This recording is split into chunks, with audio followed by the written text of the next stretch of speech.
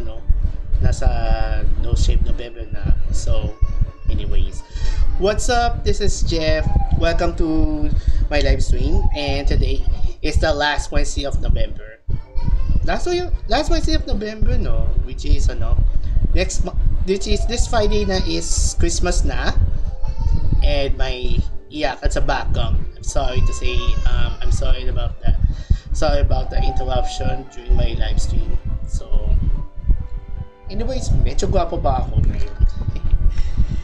Medyo pagwapo lang, the usual. So to all the listeners and viewers, good morning, good afternoon, and good evening. Welcome to my live stream. And of course, next month will be December. Of course, Friday na is December, you know. Friday is December Fest na. Huling month ng 2023. And tapos na ang October Fest last October. So anyways, we got lots of breakdown to what is happening for this week. And also of course, this Friday is the final stop of the first and last stop of Anime Fair for 2023, and then next weekend the Anime Fair event is heading to Nikke Mall, which is why this is for the first time that the event takes place in the north. Mostly north kayo eh. Mostly north events ang pinuntahan. Ako south pa lang eh, which is why they expect to make an anime convention in the south in the future, which include Ayala malls, such as the Ayala the district, and also of course the Ayala Bermosa, as well as Ayala Soledad. Ayala Malls Bermosa is already open this November, and parang BGC Park like nga ba, parang the Valley of Imus Cavite, which is why they call it. So Ayala Malls Bermosa has already opened its doors this month, so I'm going to check out sometime soon. Anyways, magninike muna ako for a bit, so, and my backup is still ongoing pa, so lawa muna tayo for a bit.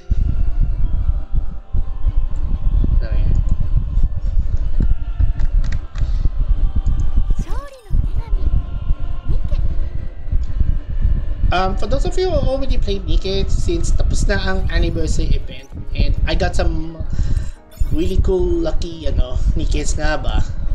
Ako pala ang lucky nga ba. Since nakuha ko nga si Red Hood, and also of course some of the pilgrims nga ba. I have Snow White Innocent, tapos Best Girl kay Rapunzel. Shout out sa mga Rapunzel fans out there. So congrats sa may swerte naman ako. May swerte pa eh. May swerte lang ako, di ba? Yun yung event sa post na, di ba? So I'm going to have some fun time muna.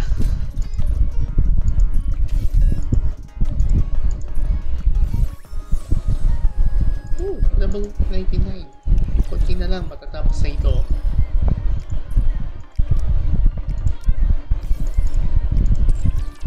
Ako pa lang ang swerte lang. Ili.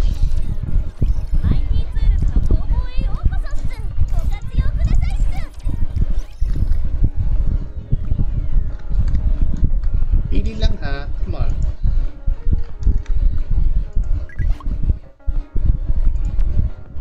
Oh, it's the parang si Bear Grylls, meets Bear Grylls, if I presume.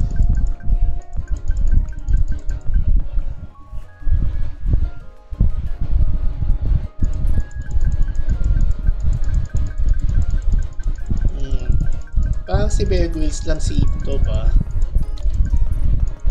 You guys watching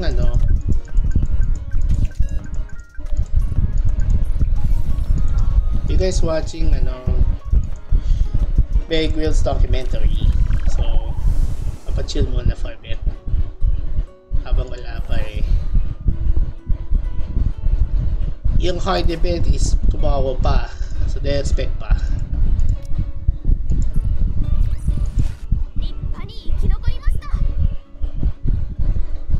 Also, siya po yung boses yung ano, si Take ng Inoue sa ano, Recoil's Recoil, yun. So, good thing nga ba she joined in for the Nikke anime.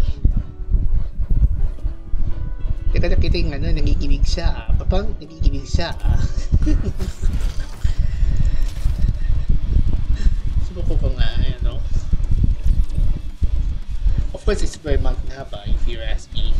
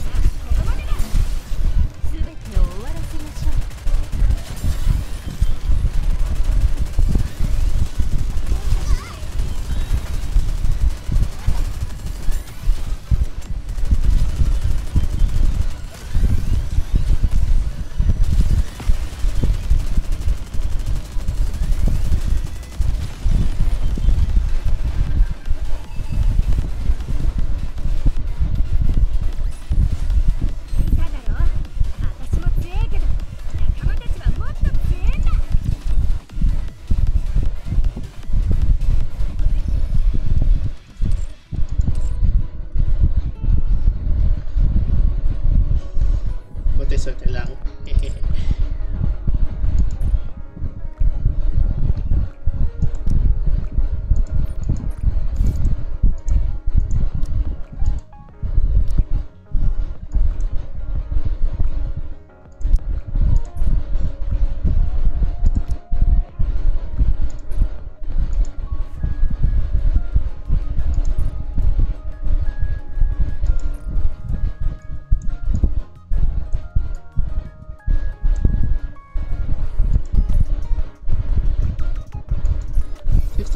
Social points, really.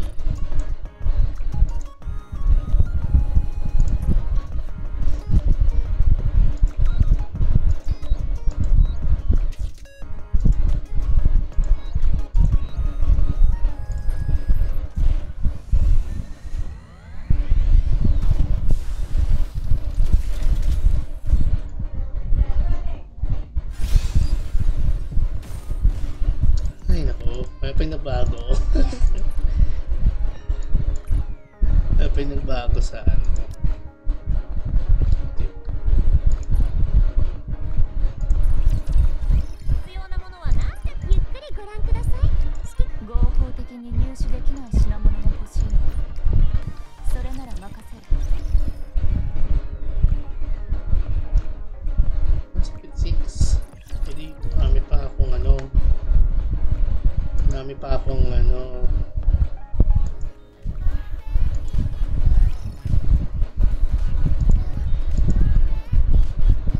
Marami pa akong ano, tirang ano, budget pa sa kay mouse.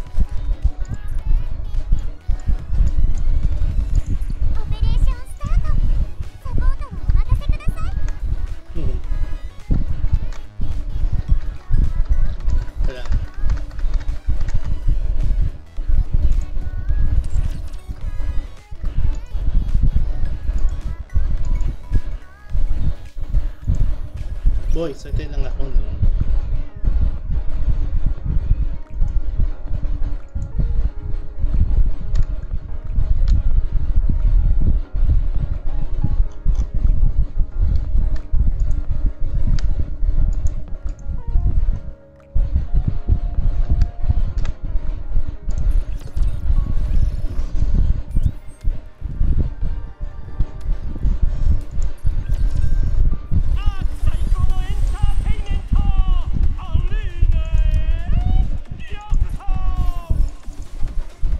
Pababa yata to, nasa out of top 100 na ako ha.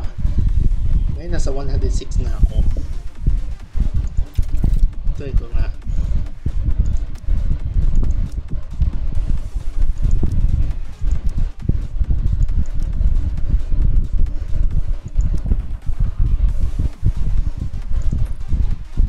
Change formation na, wait lang.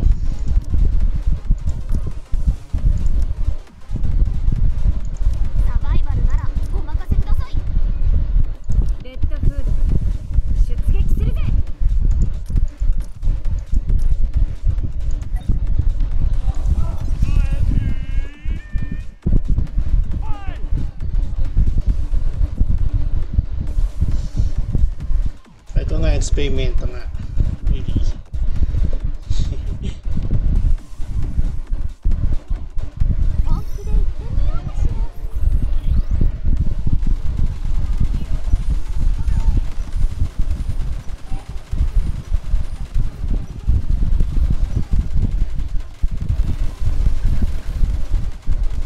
Ito malakas yung healer ah. Yung si ano.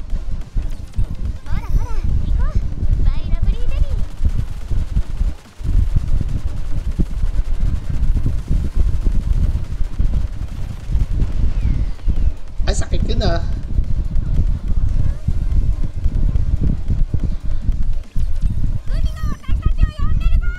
Papanalo. Isa pa lang.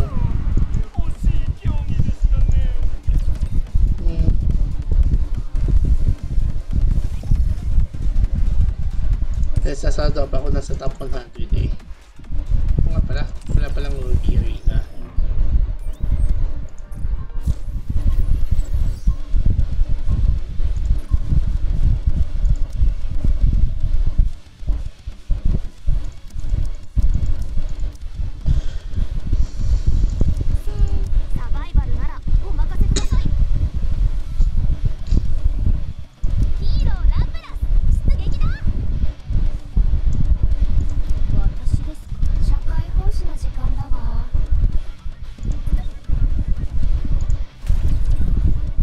Buti may ano ah. Nakuha ko yung ano, one-star.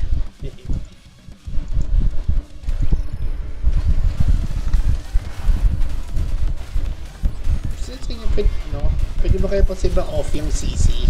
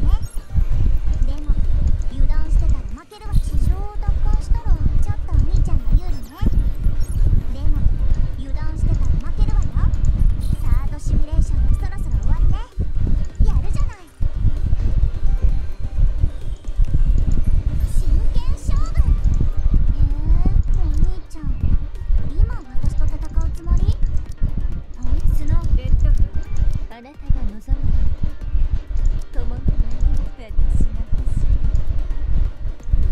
今回の現場はどんな場所ですか？今度は私の勝ち確定だわ。Time to add medical treatment. Ika nga.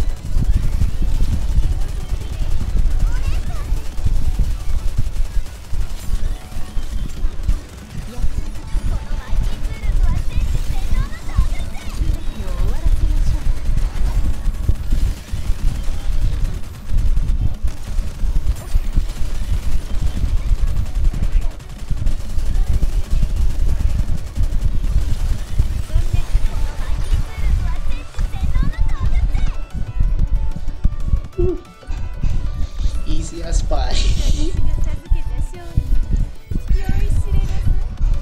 Easy as pie, ika nga.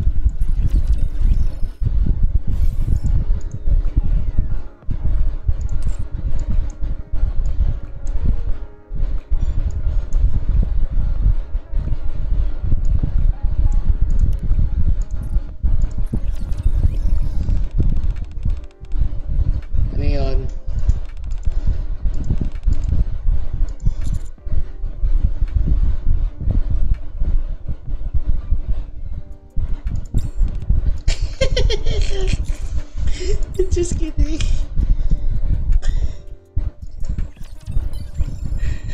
Kailangan ka talaga kasi mag-aaral eh. I'm sorry, Ray. At mamaya no eh. Kasi pag sa pag-aaral eh. I'm so sorry.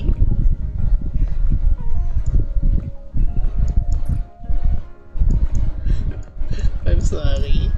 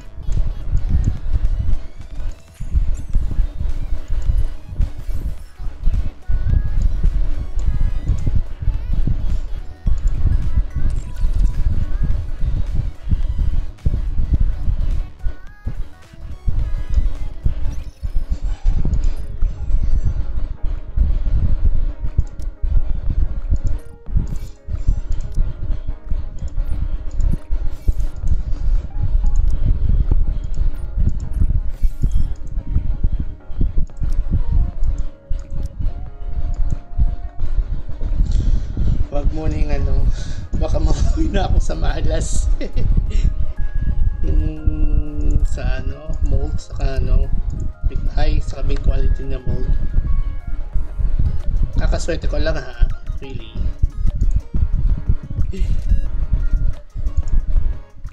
I mean honest, nakakaswerte lang ako ha.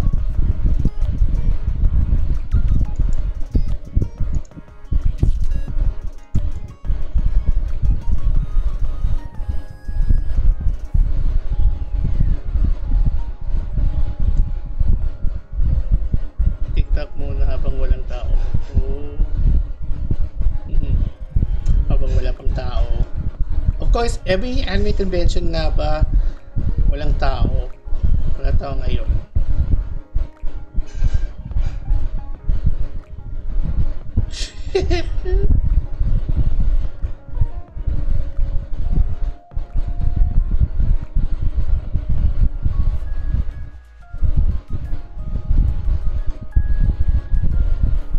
So, okay. So, let's talk about the ano I'm going to talk about the ano Con Fatigue. And balita muna for a bit. SM Cinemas was announced that Eiichiro Oda's One Piece Red, or also known as One Piece Film Red, is getting a remastered which hits the Philippine cinemas this holiday season. And the fan screening event will be screened on Saturday, December 9th, right before the full cinema screening at selected SM cinemas on Wednesday, December 13th, just in time before the upcoming Metro Manila Film Festival, which kicks off on Monday, which is Christmas Day, December 25th. So for those of you who haven't watched One Piece Film Red, this is your last chance to those of you who watched the movie. Of course, I know. Of course, this is considered one of the biggest blockbuster movies in the franchise, and you guys already watched the One Piece Film Red back in 2022. 2022 pa lang yun 2022 ang showing nila. So yeah.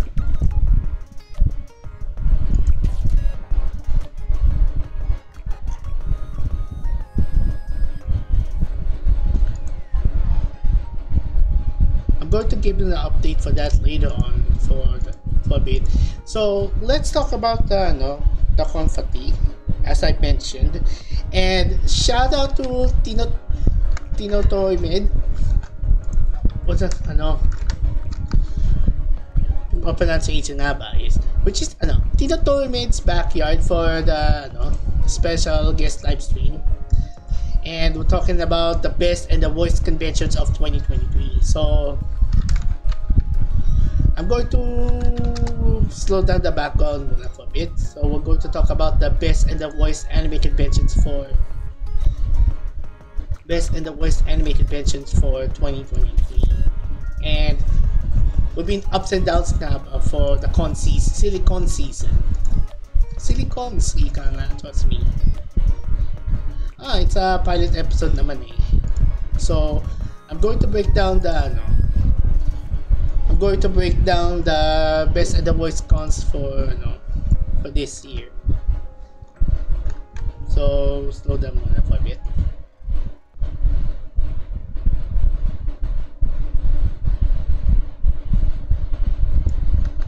Kaya lang papaingahan ko muna yung background music. Kasi wait lang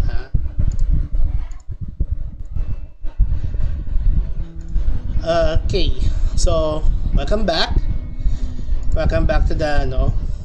the best and the worst cons for first of all, I'd like to shout out to Tino Toymed for this clip, and of course I'm going to check out the breakdown to see the ups and downs for the conventions.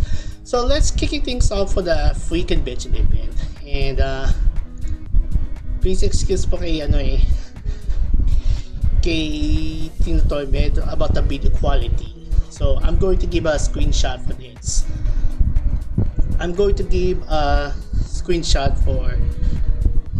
for the conventions that I attend. And kicking things off, of course, the Otaku Expo Tanabata Festival Special, and it is a free event. Of course, it's a pre Tanabata special. It's a free event, which is just few months away before the upcoming main Tanabata, where the event takes place at the Ayala Malls, Manila Bay. It is a free event, and it is a casual usual, but unfortunately, hindi lang casual kasi it's due to inclement weather, which is the same schedule as the Anime and Cosplay Expo. Well, of course, Otaku Expo Punta na Bata Festival will be taking place. Let's see na kailan kaya ito yung schedule. Nung July pa lang. Nung July pala. Nung July pa lang schedule ang Punta na Bata. Also, of course, the Anime Fair weekend. And speaking of which, Spin PH posted an article on Otaku Expo, no? Sa kaya to? Ay nako, magdadagdag na naman ang kalat dyan. Sikip na dyan. Kala nga. I found out article kay I found out yung article sa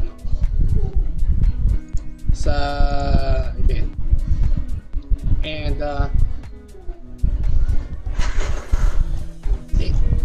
sa kaya yun.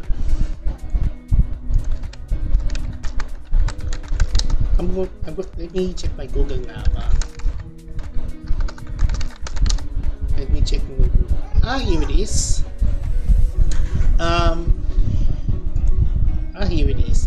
Otaku Expo is organized by Team OSIN, and also of course the Anime Fair is also organized by OSIN, as well as the OSIN Summer Fest and OSIN Fest Halloween.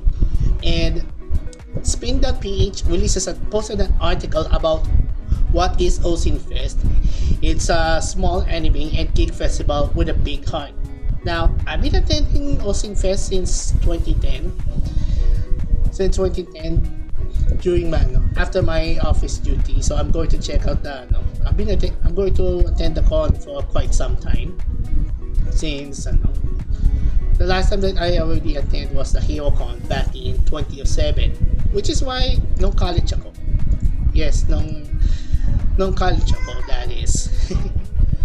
Also, of course, the other events including the OSIN Fest Summer, where the event takes place at Ayala Malls, including Ayala Malls Glorieta, Ayala Malls Glorieta, and the 30th. Although OSIN Fest Summer will be added, although the Ayala Malls 30th will be the OSIN Fest Summer wildcard, which include the Philippine qualifiers of the World Cosplay Summit Philippines. And sadly,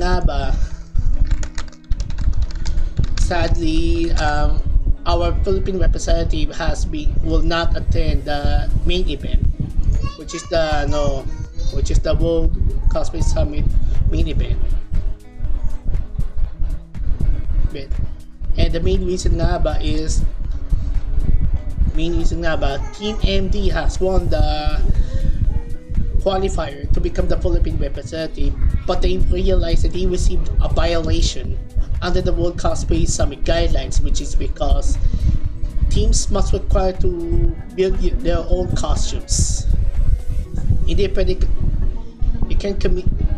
can't borrow your costumes from other cosplayers, so that means you have to create your own costumes. So it's kind of sad that the Philippine representative will not attend, but they expect to participate in next year's World Cosplay Summit. Speaking of which during the ArtCon event, ArtCon event, MN48 has signed a partnership deal with Ambox Philippines Davao as the official sponsor of World Cosplay Summit Philippines. Although World Cosplay Summit Philippines is a qualifying event for the World Cosplay Summit, and idols are not included in the list. Yeah, 2/3, no.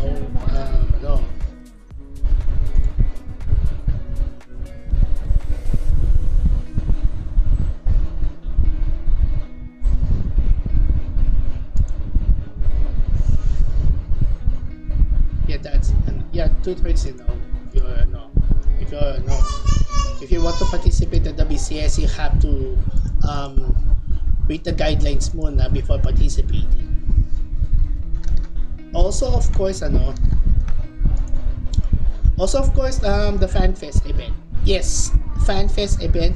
I've already attended na for the first time, and it was organized by cosplay.ph. FanFest event is a free event, which is one of the 5 cosplay.ph events. Only one has a free event, and not so crap naman for the grandstand area, but the stage area is still open na ba, still vacancy na ba on the first day. But on the second day, they'll be performing na ba the usual. And also, of course, hindi lang yung Ayala Circuit Makati, but also include the park itself. May skate park sila, So anyways, I'll be attending some select events for OC and FanFest for the free events. And if you guys from Team North in Manila I'm not offending you, but they're having fun time nga ba sa mga Team North. And also, if you're from Team South, you better go early nga ba as usual.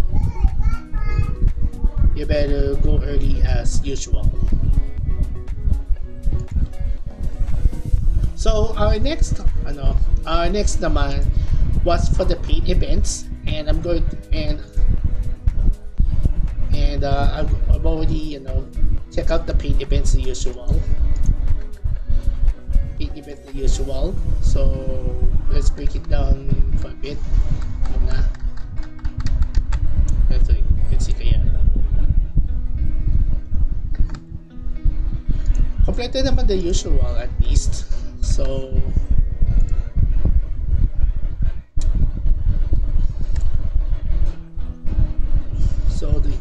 the usual. I'm going to check out the best of the voice cons for paid events, and the voice con that I attended to was the Conquest event, which is why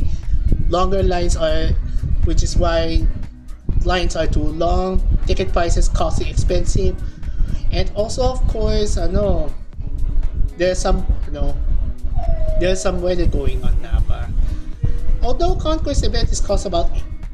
the tickets cost about 800 Philippine pesos for the event, mas mahal pa nga kaysa sa Comic-Con Asia noong 2018. And also of course the second part nga ba was ESGS. ESGS will be moved from SMX to World Trade Center, and there are few complaints about the ESGS event. I saw most of the Facebook posts have received negative comments about this, which is why bigger companies are better than the smaller companies. Not just also including indie artists as well, which is why bigger performers and artists are better than indie ones. So I don't know what's going on now, but why is ESGS very, very, very difficult now for this year? Because some of the organizers have decided to change its pace.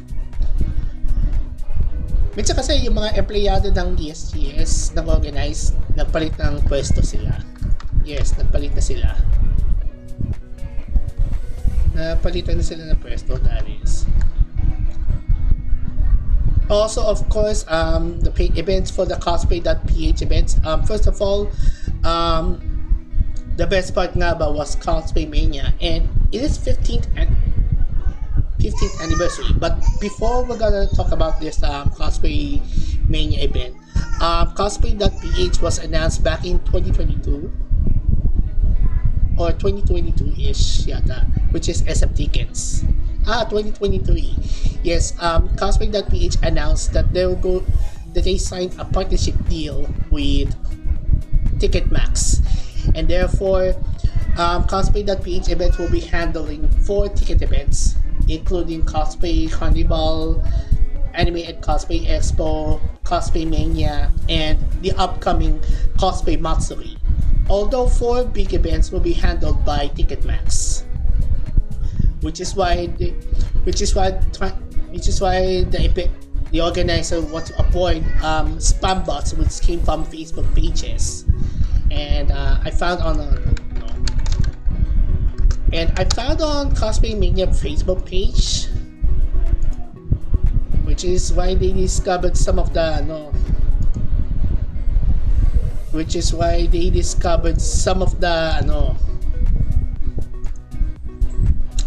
fan bot,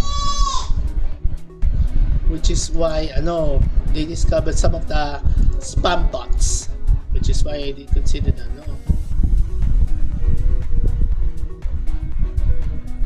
which is why they should consider this as a scam nga ba.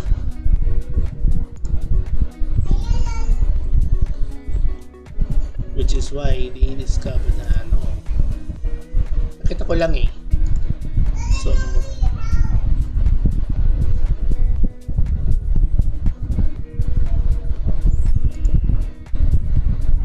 day 3 tickets are already sold out nga ba, pero days 1 and 2. Although I'm not attending cosplay.ph events pagbit kasi I have to focus muna, papahinga muna ako. So my parents including my dad are heading out dahil sa heading out to the province.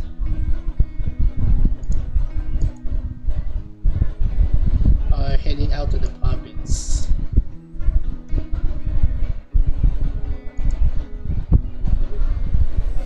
And also, of course, may discovered ng scalpers.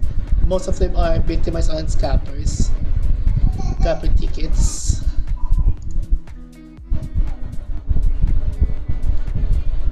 Ito, may nakita ko mga I found some galing sa ibang bansa,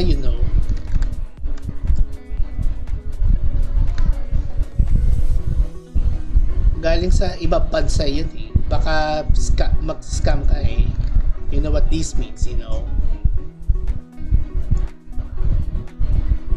and so ito yung may nakita ko yung spam bot nila. I hate spam, hindi yung yung luncheon meat please excuse for those who mahilig sa spam. Also, of course, let's continue muna for the let's talk about cosplay.ph events for right now. And first up, Cosplay Carnival. Okay, Cosplay Carnival event was already kicked off for the cosplay.ph 2023 season, and things are getting really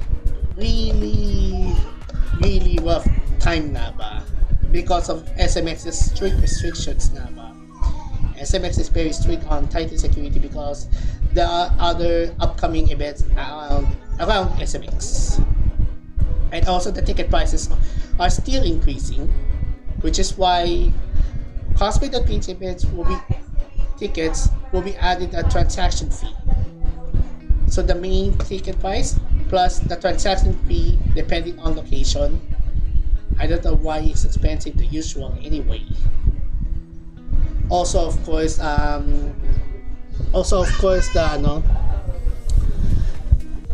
Anime and Cosplay Expo, which is also the same schedule as the OSIN Pre-Tanabata, which is the Otaku Expo Pre-Tanabata. But sadly, it was an inclement weather because of the rain. Dahil sa habagat. Yes, dahil sa habagat. Also, the Best of Anime. Speaking of its Best of Anime made its return. And they bring some old guests muna for the time being, which is a one-day event. And for those of you familiar with the Best of Anime, it's the event celebrating its 10th year, which started I think around mga 2012 or 2012 na, which is 11th year na for the Best of Anime. And Prime Trade Asia is also congratulate to the team, to the BOA team, and also the Manila International Book Fair, which is also the same schedule as the Best of Anime. Best of Anime and the Manila International Book Fair are organized by Prime Trade. Also, of course, the ToyCon 20th anniversary. Yes, ToyCon 20, which is a very good example of making the event. They have ticket booths. They have ticket booths. They have ticket booths. This is a good example for making organize an event, and also they provide some bigger manpower. Although sa Hospital Page events wala silang ticket book, so they use online selling, which is why most of the Congos are not happy about the format are not happy. And also, of course, OSIN paid events, including the Summer OSIN, including the Mini OSIN Fest. Although may pang other events sa SMX, hindi lang Mini OSIN na, may sneaker con sila. And there's also the Otaku Expo Manga and Anime Special. And of course, the Otaku Expo Tanabata. Otaku Expo Tanabata and Manga and Anime Special takes place at SM Media Mall. So sa mga Team Noid dyan, shoutout kayo. Shoutout sa Team Noid. And also, of course, the upcoming OSIN Fest Retro, which takes place at the final week of December. And then there's also the Manila TokuCon, which is why Toku Spirit organizer Toku Spirit announced that they will cease their Philippine activities.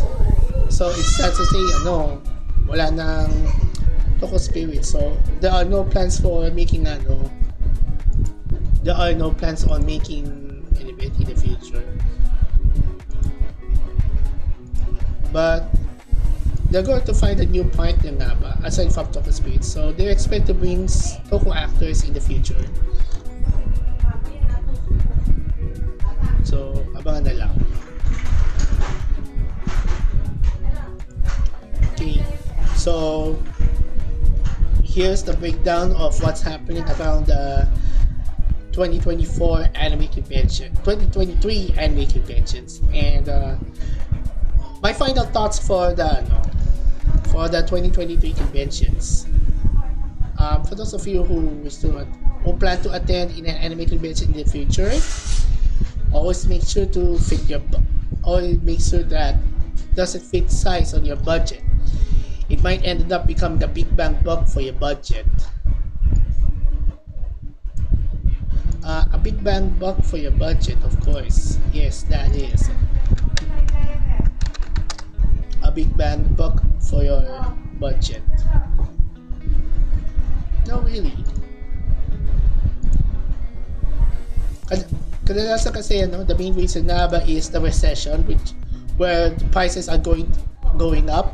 Ticket prices are also increased from 100 now increased to up to 500 Philippine pesos, not to mention 800 Philippine pesos. Yes, nasa 800 na, which is one step closer papuntang Comic-Con Asia back in 2018. So my final thoughts for the event. First things first, organizers should be prepared early before the convention weekend starts.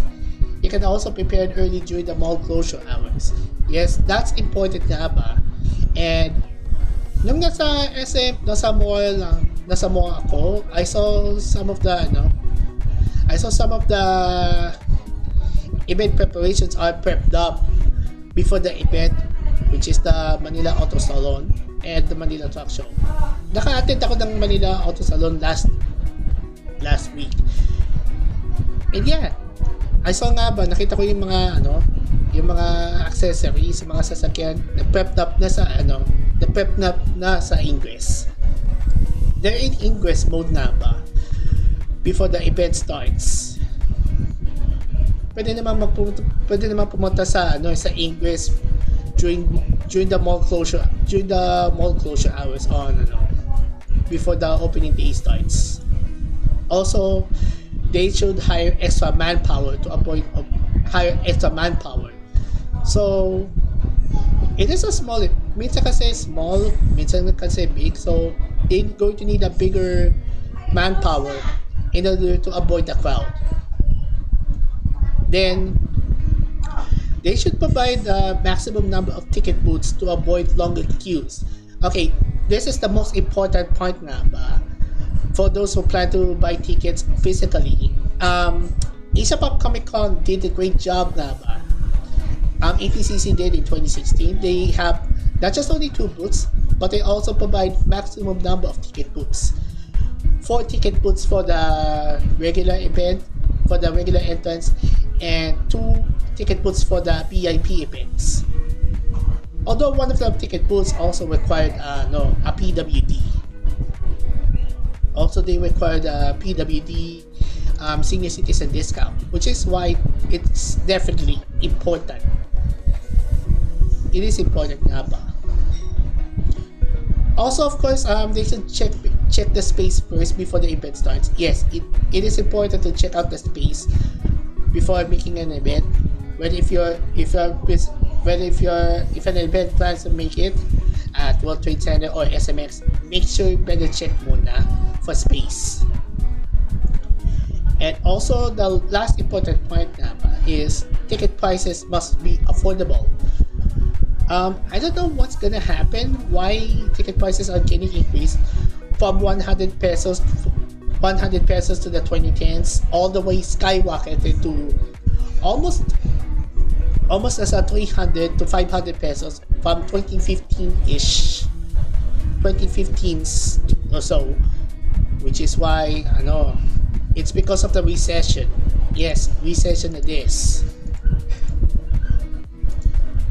It is recession, that is.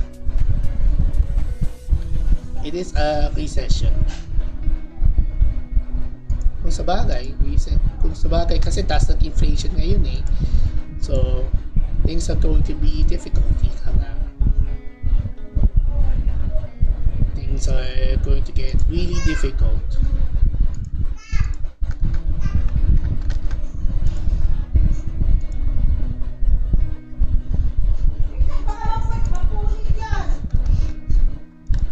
Really difficult, ika nga, trust me.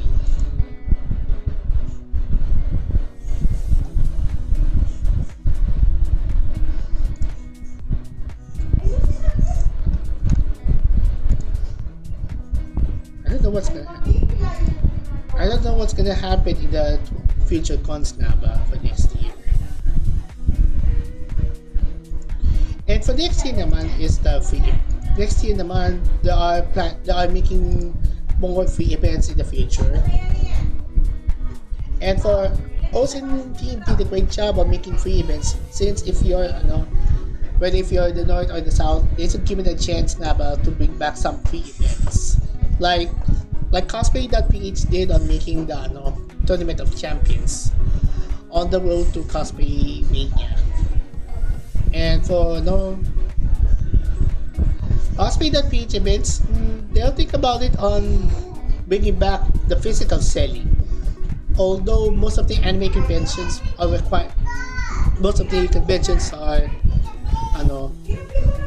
physical selling. Yes, most of the events are gaining physical selling, while cosplay.ph didn't because they don't want to go back to physical selling due to longer queues.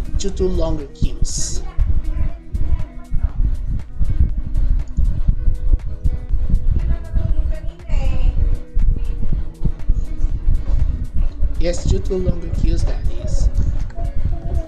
I don't know what's gonna happen for future conventions. It's the silicon season anyway for 2023, and they expect to looking forward what's in store for 2024. Yes, 2024 will be it's going to be a rough start, so they're looking forward to it. Anyways, tingnan ko muna sa Nikke ko. Nasa na Nikke ko ngayon? May isang oras na niloko yung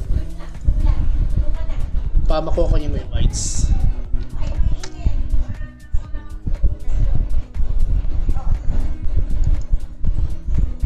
Tagal pa yun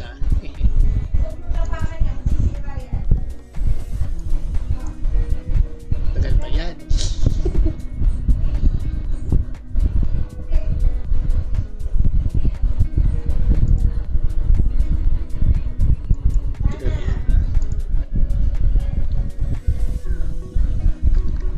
And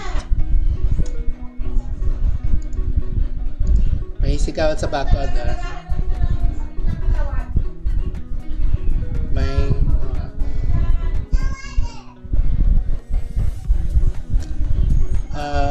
may sigawan sa background tingnan to medyo mas edit screenshots for the best voice con since I saw video quality so I'm going to improve that. Anyways, but that's about it for my live stream, and thank you so much for dropping by.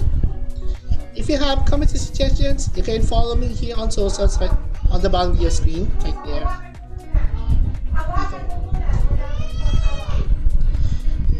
And also for those who wish to donate, I'm going to send the details on how to send it, so you can check it out. So once again, thank you so much for dropping by on this live stream on the last Wednesday of November, and I'll see you in the next live stream. Bye bye.